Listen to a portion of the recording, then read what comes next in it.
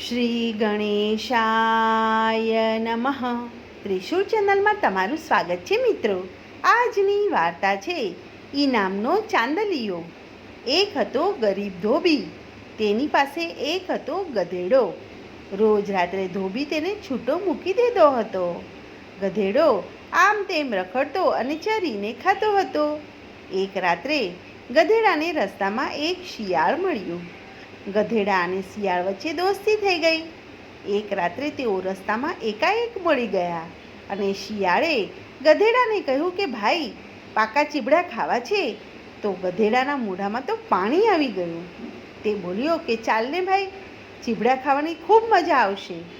ત્યારે શિયાળ ગધેડાને એક ખેતરમાં લઈ ગયો અને તે બંનેઓ ખેતરમાં ભરાઈ ગયા. ખેતરમાં સરસ મોટા પાકા ચીબડા હતા. પછી બંનેવે પેટ ભરીને ચીબડા ખાધા. ગધેડો બોલ્યો કે ભાઈ, મને તો ગીત ગાવાનું મન થાય છે. ત્યારે શિયાળે તેને ગીત ગાવાની ના પાડી, પણ મૂર્ખ ગધેડો તો માને જ નહીં. તે બોલ્યો કે શિયાળ, ગીતની મજા તો ચાખો.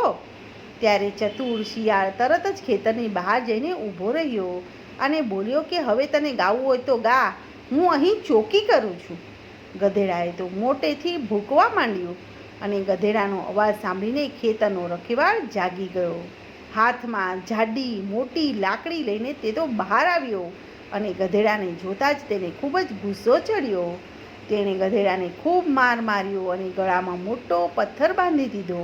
પછી તેણે ખેતરની બહાર કાઢીને રખેવાળ તો જતો રહ્યો. ગધેડો વાળ પાસે બેસી રહ્યો. થોડી વાર પછી તે ધીમે ધીમે ઊભો થયો. શિયાળ તો હસતો હસતો સામે ગયો અને બોલ્યો કે ગધેડા ભાઈ, તમે તો ખૂબ જ સરસ ગાયું. ઇનામ પણ તમને કેવું મોટું મળ્યું. ગળામાં તો મોટો ચાંદલિયો લટકાવ્યો લાગે છે.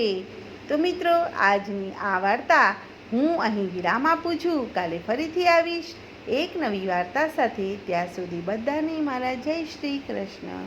ધન્યવાદ.